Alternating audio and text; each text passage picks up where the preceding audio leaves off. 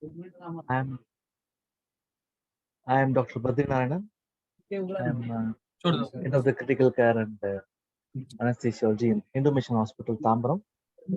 As a part of this structured training and education program for the nurses, today's topic would be guiding the nurses to identify a sick patient. How to identify a sick patient.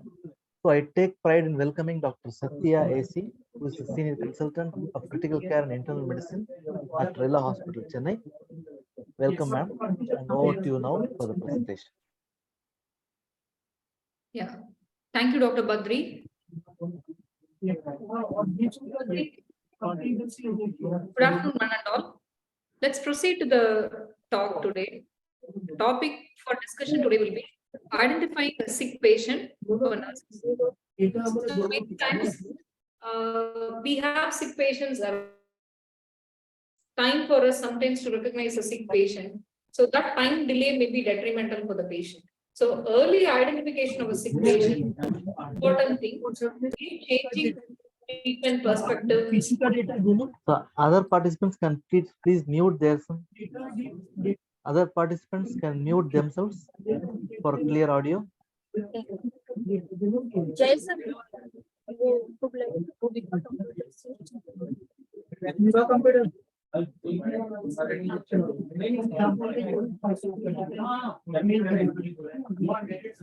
Can you all mute yourself? Can the organizer mute the others? You're not able to hear the speaker's voice. Yeah, okay. Dr. Sathya, please continue. Thank you.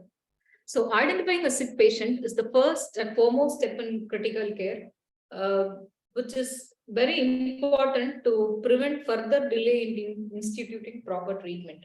So how to go about and identify a sick patient? Let's see in the further slides. So a patient can be sick. A patient can be sick with abnormal vitals. That we all know. It's easy to identify a patient with abnormal vitals and call it him or her sick.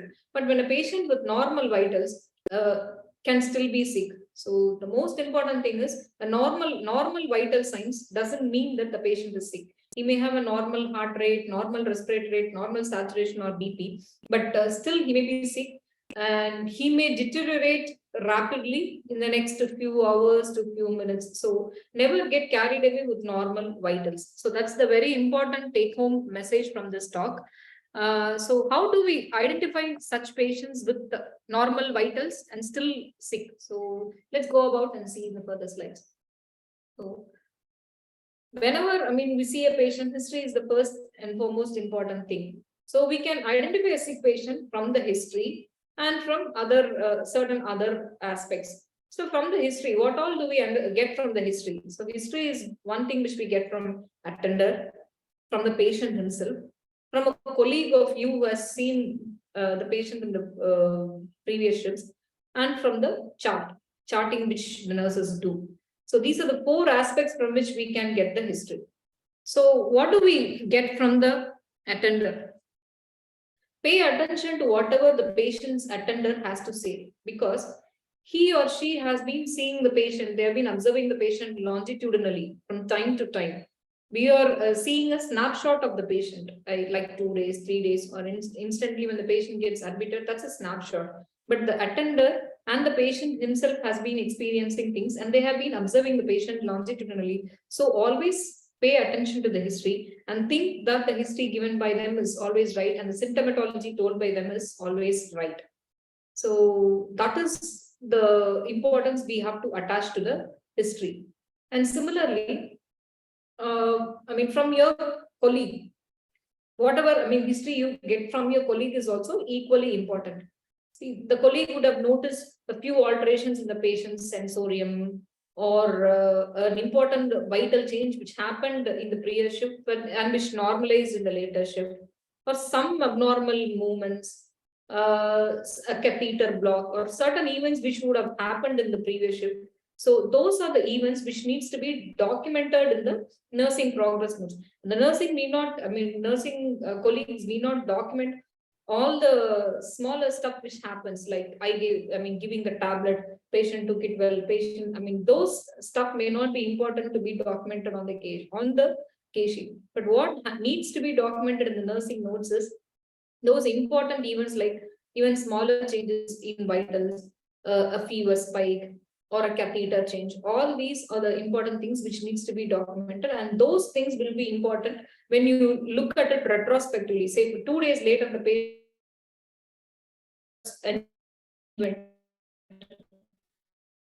uh, previous, records will give like later the patient is getting a seizure. So those jerky movements would have been a focal seizure. So this thing, if if it had been documented, it will be easy for the, next colleague or next doctor to pick up that the seizure has happened before. So documenting it legibly and documenting important events is necessary to identify sick patients earlier. So what do we get from the charts? What are the trends that we get from the charts? See, absolute, as I told you before, absolute values of vitals may be normal at any point of time, but that may still be abnormal for the patient. For example, a GCS of 14/15 or 13/15 can be considered to be okay. But if the patient's GCS was absolutely normal before, like 15/15, and suddenly now it has come to 14/15, even that 1 point drop is significant. Similarly, the heart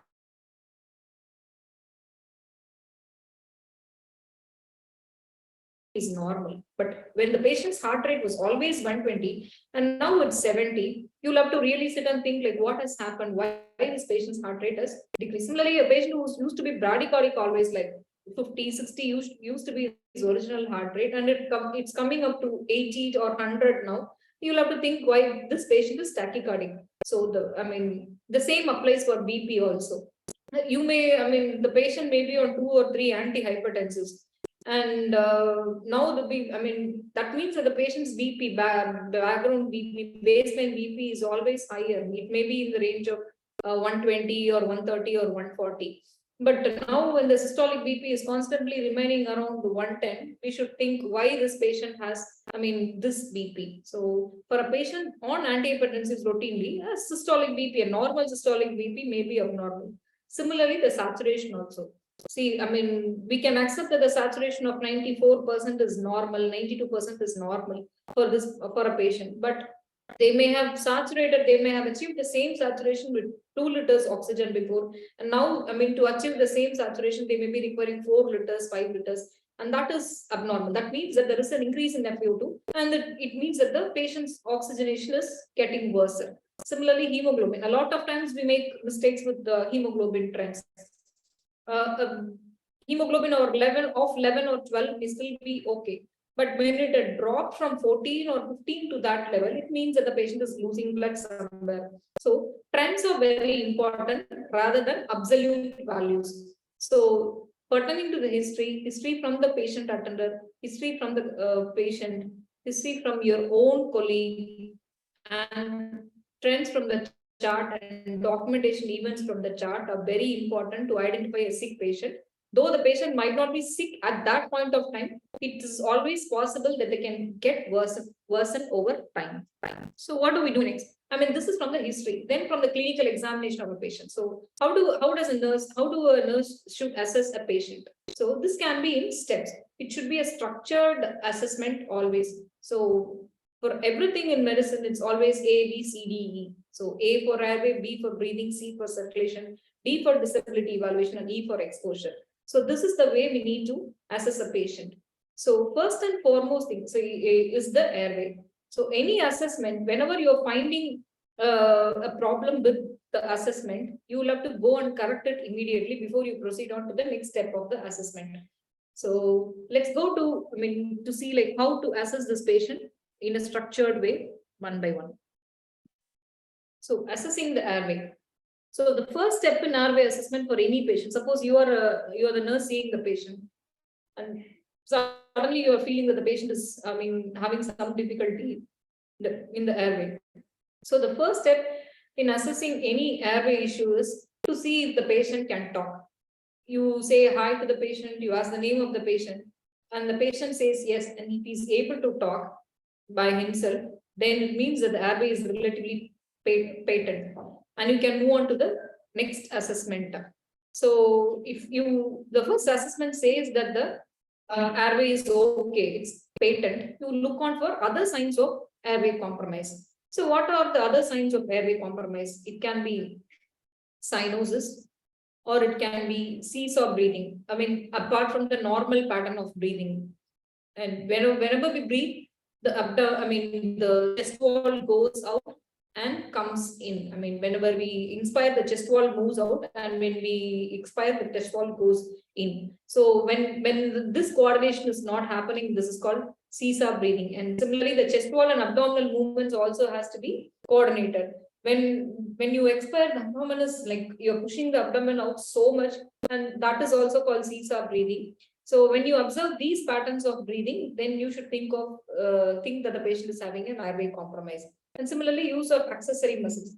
In a quiet and calm patient who is breathing normally, the neck muscles and the nasal ala, all that do not act. But when the patient is breathing hard, when he's finding it difficult to breathe, and he starts using his accessory muscles like the neck muscles and the ala nasi, and you can also see in severe tachypnea, you can also see the intercostal muscles moving in and out. So, I mean, when accessory muscles are used, then that's a sign of, that may be a sign of airway compromise. Also, diminished breath sounds on auscultation. Though a nurse may not do the auscultation always, it's always useful to appreciate and hear normal breath sounds so that we can identify diminished breath sounds or abnormal breath sounds at a later stage of competency.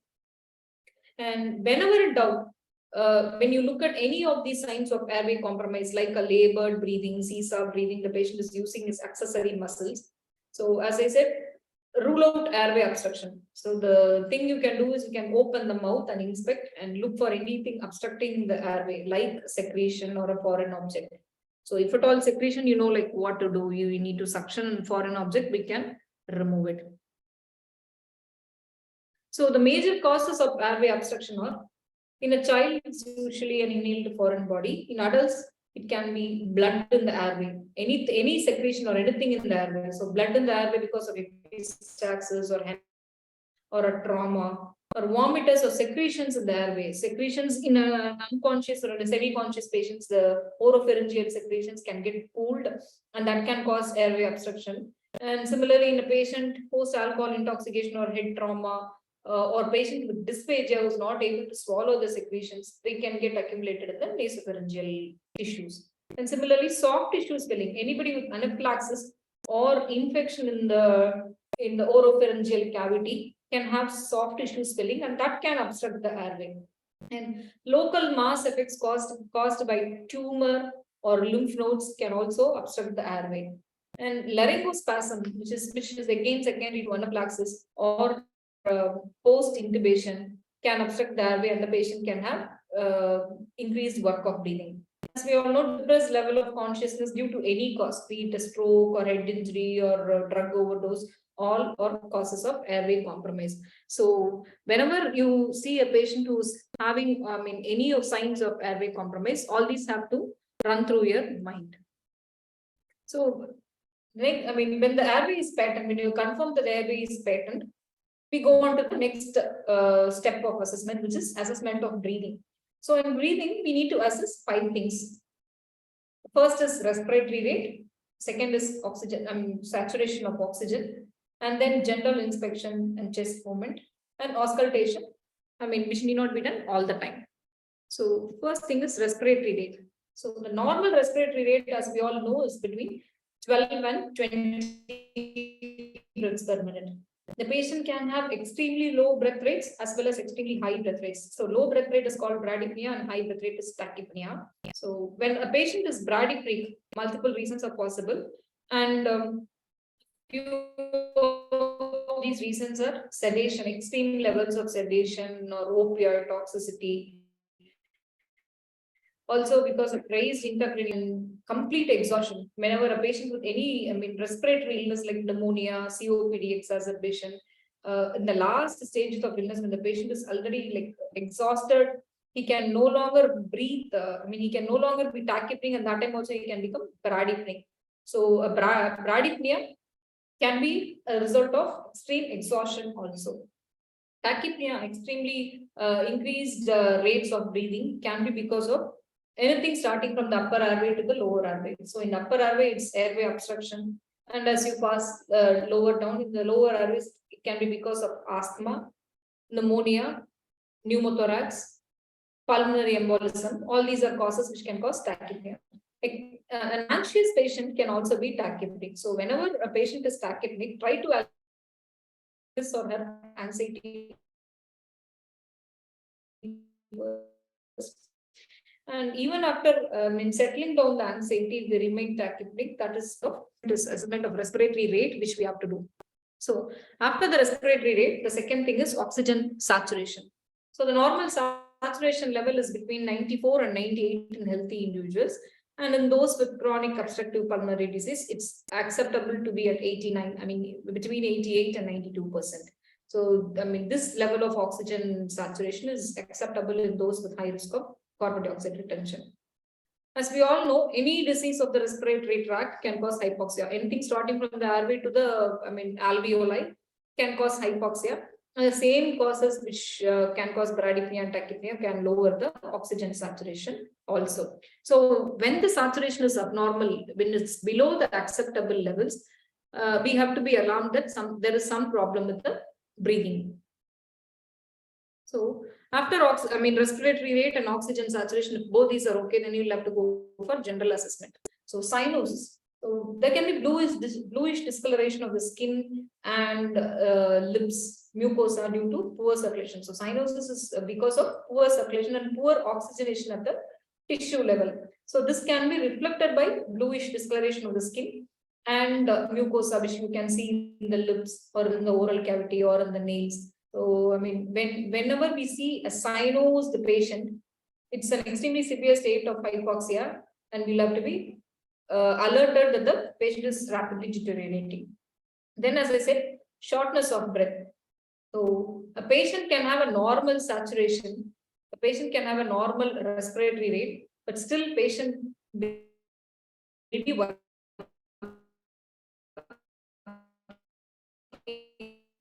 hard to breathe. So, features, we can think of the patient having shortness of breath. That is nasal flaring. Alan, I say, this is like the lateral wall of the nose going in and out, which normally the nasal movement will not appreciate at all in normal patients. When the nasal flaring is, when there's nasal flaring, that means the patient is working extra to take a normal breath. So, pursed lip breathing, this we usually see in chronic obstructive pulmonary disease patients when they are breathing through pursed lips.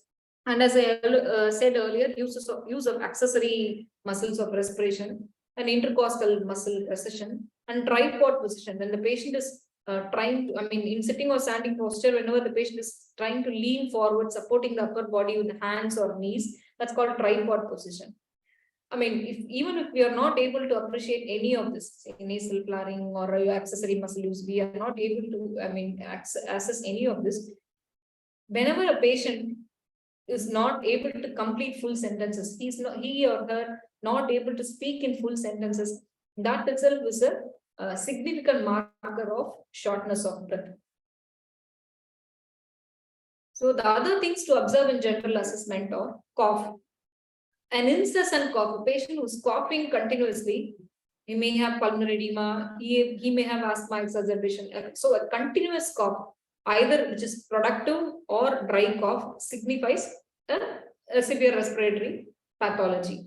And the most important thing next is stridor. So stridor is a high-pitched extrathoracic breath sound. Normally, when you breathe, a normal breathing patient will not have any noise when he is breathing. So whenever there's a noise, which is heard over when a patient is breathing, signifies something which is very abnormal. So a stridor is a high-pitched extrathoracic breathing sound, which results from turbulent airflow. That means turbulent airflow through the narrowed upper airways. That means there is something in the upper airway which is blocking the proper inflow or outflow of air. So whenever there's a thing which is blocking, you hear the noise. When there's no blockage in the airway, air flows in and out naturally, normally, and we don't hear any sound. So a stridor always signifies upper airway obstruction. So upper airway obstruction can be due to a wide range of causes.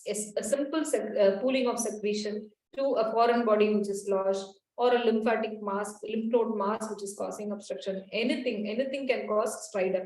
But when we see a stridor, that is an ominous thing. That has to be, we have to react upon it immediately. Then Cheyne-Stokes respiration. I mean, there are a number of a lot of terms which can be used to describe different modes of breathing is one term which we use to describe such abnormal breathing. So in Cheyne-Stokes breathing, there will be cyclical apnea followed by increased rate of breathing. So the patient will be apneic and then he'll breathe extremely. So this will happen in cycles. So a Cheyne-Stokes breathing can be due to anything. It can be due to stroke, it can be due to primary lung disease, it can be due to heart disease. So anything can cause a Cheyne-Stokes breathing. So next thing which we need to see in general assessment is chest expansion. How does the chest expand? See, as I told you before, when we inspire, the chest wall has to move out, and when we expire, the chest wall has to move in. So, the chest wall expansion is an important thing which we all have to observe. A patient lying down in the bed, he or she breathing quietly, the chest wall naturally moves in and out without any difficulty. So reduce the chest wall expansion on one side. Whenever a patient is having breathing difficulty, you are feeling that there's something wrong with this breathing assessment. So right till now we have seen the respiratory rate, we have seen the oxygen saturation, we are doing the general examination now. And when you're seeing some trouble with oxygen saturation and respiratory rate, look at the chest expansion. You expose the chest of the patient and you see whether the expansion is equal on both the sides. When one side is not expanding well, that side may be the side of pathology. So we'll have to go ahead and get the other things to see like why it's not expanding symmetrically. So symmetrical expansion is a norm. Both the sides should move normally in and out. When it's asymmetric, it can signify abnormality on that side. So this finishes our breathing assessment. So as I said, breathing assessment consists of assessing the respiratory rate, assessing oxygen saturation, and general inspection, chest movements, and auscultation is optional. So most of the things, even without auscultation, we can diagnose that the patient is having some breathing problem. So the next thing, so we have completed airway and breathing assessment, and when both are okay, we go to the next step of assessment, which is circulation. So circulation assessment, there are 4 important things. First is heart rate, second is blood pressure, and third is general examination, and fourth is palpation. So let's go through one by one. So heart rate. Heart rate abnormalities can be tachycardia or bradycardia. Tachycardia, extremely high heart rate, and bradycardia, low heart rate. So the normal heart rate, as you all know, is between 60 and 100 per minute. So tachycardia. Why does the patient have tachycardia? There are a number of reasons for which the patient can have tachycardia. One is because of hypovolemia. Tachycardia, cardiac output has to be maintained. The heart has to pump literally like every beat, it has to pump out certain amount of blood volume. Then if the cardiac output is normal, the body will function normally. So the cardiac output is a function of heart rate and stroke volume. So both the things, stroke volume and the heart rate, has to be in the normal range for cardiac output to get maintained. So if at all, the stroke volume goes down, the heart rate will try to improve to maintain the normal, cardiac output. So there can be compensation from any of the components. So when the stroke volume is low, when the heart is not functioning due to other reasons, when there's not enough blood, when there's no enough volume, the heart rate will go up, trying to compensate for that.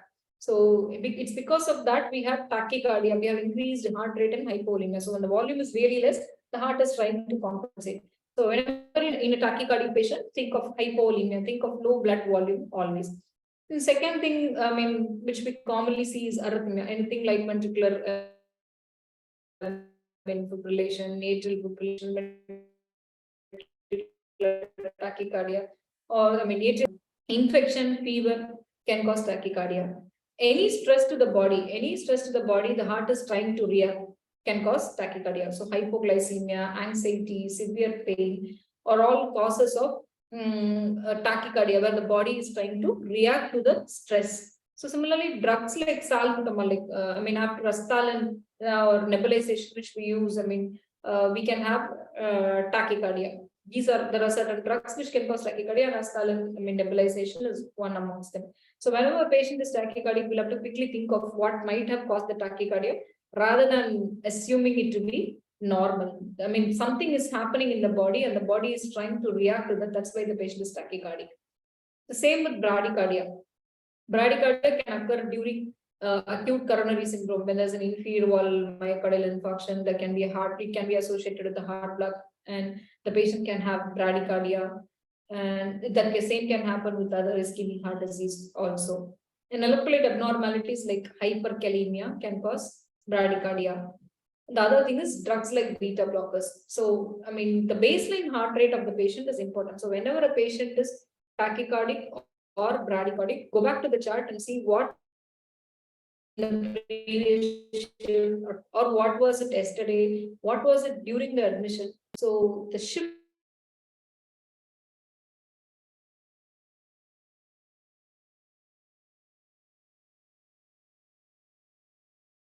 assessment is not complete without going back and looking at the trends.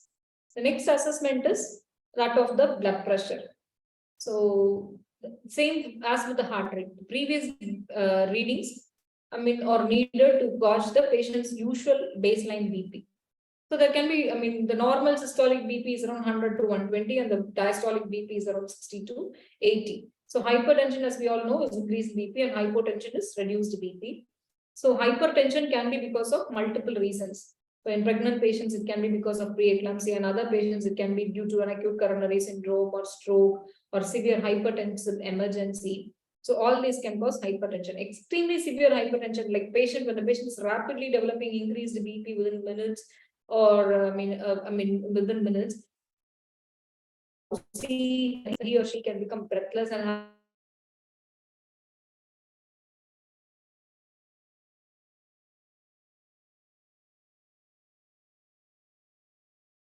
hypertension. That's called accelerated hypertension.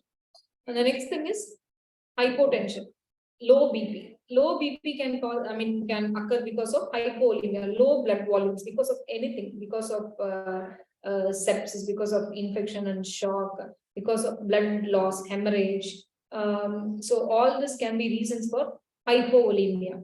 And similarly, certain drugs which we give can also cause hypovolemia. So you have given some fentanyl or an antihypertensive like NTG drip, which is running, or some fentanyl infusion which is going on. All these can cause hypotension. So whenever a patient has hypotension, look into all this. Whether any of this is going, just go and stop the drug immediately. React. Think of these as the cause of hypotension. So this is with assessment of the blood pressure. The next important thing is assessment of fluid balance. So, it's part of the BP assessment. So, whenever a patient is hypotensive, it's necessary that we assess his fluid balance. If we have received the patient from the ward, or the patient is being transferred from another hospital, we'll have to just assess what is the fluid balance, what has been the total intake, what has been the total output so far, whether he is in a. That's where charting is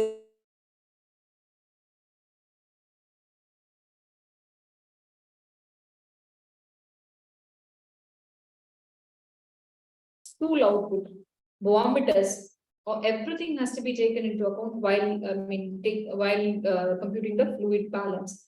So reduced urine output is very important. Urine output is a reflection of the fluid balance. So hypovolemia or negative balance or inappropriate balance for the patient can reflect in low urine output. Whenever urine output is less than 0.5 ml per kg for an adult, see that adult will be like maybe like 50 kgs. So 25 ml urine output is okay for him. Similarly, an adult with 100 kgs, 50 ml urine output at least should be there per hour. So whenever the patient goes short of that, you have to think whether the patient is in right fluid balance, what is typically bothering him, why the urine output is getting low. That should be the thing which should be constantly running in our heads. So fluid balance and assessment of urine output is very important to predict a patient getting sicker. So whenever a patient is oliguric, we have to think of dehydration, hypolemia, or reduced cardiac output, or kidney injuries. So all these are causes of oliguria. So fluid balance and oliguria is an important reflection of the patient's clinical status. So another thing is pallor. So we all know that pallor means anemia. And whenever a patient is pale, hemorrhage or poor perfusion should be thought of. And we'll have to go back and check what was the hemoglobin, what is the hemoglobin level now. All that, needs to be assessed. So the other thing is, palpating a patient. Whenever you palpate a patient, you should feel warm peripheries. The periphery should not be extremely cold. The pulses should be well filled. So, whenever you're seeing a sick patient, just place the dorsal aspect of your hand onto the patient's hands to assess the temperature. If you're cold and clammy, there's something really abnormal. Because in normal individuals, both the hands should be symmetrically warm, and that indicates adequate perfusion. When there is some asymmetry, either the hand which is cold can be normal, or the hand which is warm can be normal. So either ways, because when the hand which is extremely warm, there can be some features of cellulitis, or the hand which is extremely cold, it shows that the patient is not perfusing well there.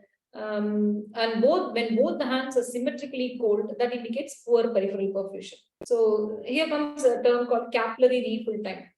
So whenever, in healthy individuals, when we come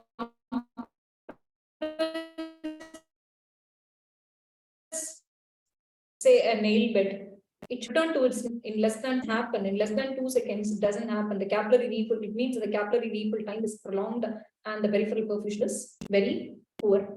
So these are the things which we assess in circulation. So to summarize the things which we assess in circulation, it's the heart rate, which we have to see, BP, any BP fluctuations, and general examination, palpation of the capillary refill time. The next step of assessment is disability assessment, where we have to assess the conscious level. So when the ABCs are right, we move on to the conscious level. So conscious level, rapid assessment of conscious level can be, usually we assess a conscious level with the GCS score. It's a bit elaborate. It takes some time to assess. AVPU score is very precise, and you can assess the conscious level within a few seconds. So look at the patient. See, A stands for alert, B stands for verbal response, P for pain, and U means totally unresponsive.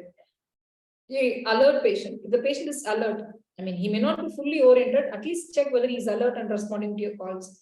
Next is, just try talking to the patient and see if he's making any verbal response, or he's not at all making any verbal response and he's just grunting.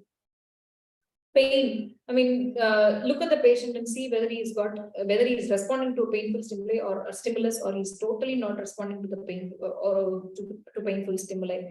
So if he's not alert, he's not making any verbal response, and he's not responding to painful stimuli, then the patient is really unresponsive, because he's not showing to any response to any of the stimuli, including eye contact or verbal or pain stimuli. So this is in short, we can assess the conscious level this way with the AVPU score. So, causes of different depressed level can be multitude.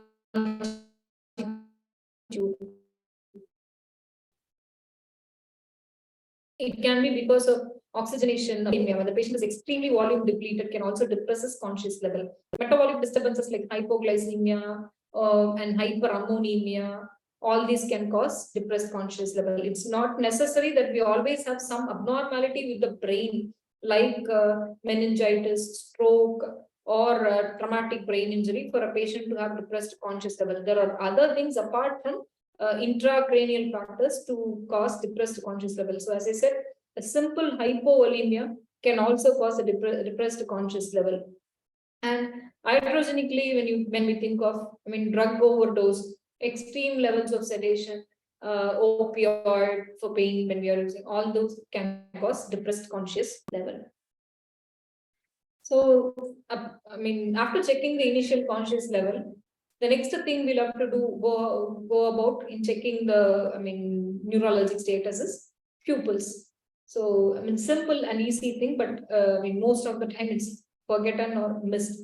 So, pupils are the eyes through which we can see the brain. So, the size and symmetry of the pupils is very important. The pupil should be normal size, as well as they should be symmetrical on both the sides. Both the sides, the pupil should be equal. So look at this, shine a torch and look at the pupils. So if both the sides react, that's normal.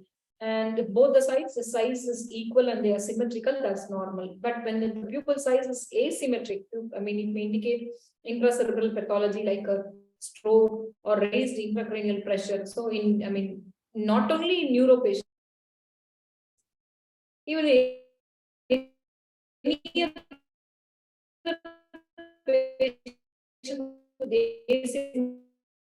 pupils, think of pupil symmetry every hour. A small, a small difference in the size on both the sides can signify an important event which is yet to come. Okay, so we look at the size, we look at the symmetry of the pupils, and then we assess the response of the pupils. So shine a torch and the pupils are reflecting, dilating and constricting. It means that the response is okay. So that completes our disability assessment, which is the neurologic assessment, the fourth step. And the next step is expose the patient and try to see everything. With exposure, we'll have to be extremely careful that we prioritize dignity of the patient. The patient has to, dignity has to be maintained. You'll have to put a screen and you'll have to examine the patient without him or her losing her dignity. Expose the patient, but try and do it as quickly as possible so that body heat is preserved. Sometimes when you're keeping the patient exposed for a long time, he or she may become cold. So two things which we have to think when we expose the patient is dignity and preservation of body heat. By exposure, exposing the patient's hands, upper limbs and lower limbs and other parts, we are seeing all, whatever abnormalities we tend to miss normally, like a cellulitis in the lower limb or a DVT, a disparity in size of the lower limbs, you think of a DVT. And similarly, there can be some abscess, there can be some wound, bed sores in the back. So pressure ulcers which are developing during the ICU stay, all these, some lymphadenopathy, eschar, which we can witness in fever patients. So all this can be found out only when we expose the patient. Similarly, a patient on inotropes in the ICU, it's important that we always see the fingertips, we always see the peripheral circulation, how it is. All that needs to be assessed daily. So exposure and expose the patient and examine the patient properly. So you'll have to inspect the patient's skin for rashes. Rashes can be, can happen in the ICU even because of adverse drug reactions and a lot of other stuff. So bruise developing due to coagulation disorders or because of repeated blood sampling, trauma, surgery, signs of infection like cellulitis. And when you are exposing the patient, look for sites of intravenous lines also to see if there's any erythema that can signify early phlebitis, and you may have to change your IV catheter. And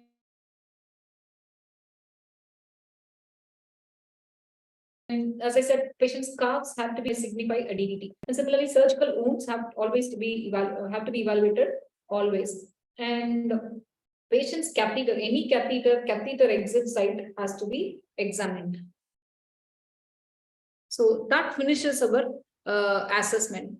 So the take-home message from this will be, whenever we have to, we are embarking on identifying a sick patient. A patient with normal vitals can still be sick, and trends are very important. Proper history is important. The history from your colleague, history from the patient, and history from the patient attenders, history from the chart, all are important to identify. And a structured approach, which is the ABCD approach, is the most important thing for us not to miss out on things. And whenever you have doubt in your assessment, please call for help. Thank you. Thank you, Dr. Sathya, for that elaborate slides over how to identify a sick patient. Definitely, it's a very important task to discuss, especially for people like nurses, and also it is useful to other paramedical people as well. Because as she rightly said, patients with normal vitals, all persons with normal vitals cannot be considered as stable patients, and it's very important to pick up some subtle signs which prove them to be abnormal, and especially when the patient is not conscious. The patient is conscious enough, he can at least tell what is the problem he is undergoing, what is the discomfort he's having. When a patient is unresponsive, it is our dire responsibility to pick up the vital signs and identify the abnormality, and call the doctor and correct accordingly. So it was a very nice presentation. I hope it is a very simple presentation also, so that anybody can understand easily from the presentation what she did. If there are any doubts or questions, let me see chat box.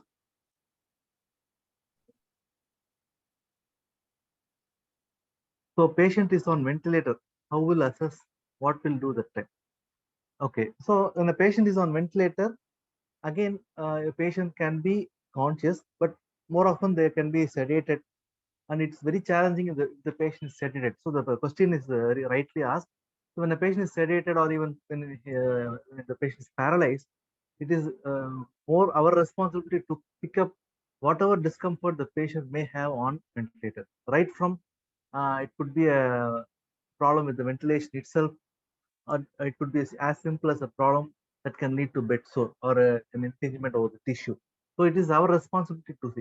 So when a patient is on ventilator, assess the just make sure ABC holds good for any critical ill patient. The airway, breathing, circulation. Make sure the airway is pattern. Airway in the sense the circuit, the ET tube should be clear of secretions, and the lower airway, if there is any bronchospasm, features of bronchospasm, audible wheeze is there, you can see. Or if more common in ventilated patient, there can be leak, cough leak, which can be again heard as a sound during during ventilation. So airway and breathing. See for the chest rise, if the chest is equally rising or not on both sides. If it is not rising, either the tube can be gone. Tube could have gone into one length, that is endobronchial intubation, or it could be a result of barotrauma like pneumothorax, something else. So we have to assess for that. And circulation, especially in the ventilated patient, the ventilator dynamics will vary. That itself can produce hemodynamic compromise. All the more when the patient is sedated and he may be on multiple inotropes or vasopressors, it is very essential to monitor circulation. After this, we can assess head to foot examination to see for any abnormality like signs of cyanosis, or even signs of DVT can be there, thrombophlebitis, or bed sore formation. So all these things can be. So assessment of a patient on ventilator will be difficult only, and the more responsible lies with the medical personnel. Yes. Any other questions?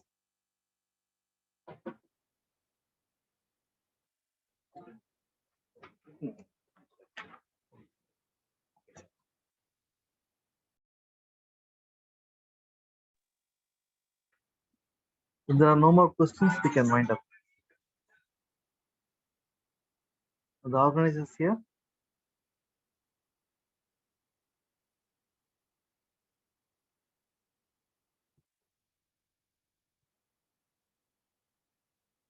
Okay. Can we close the meeting?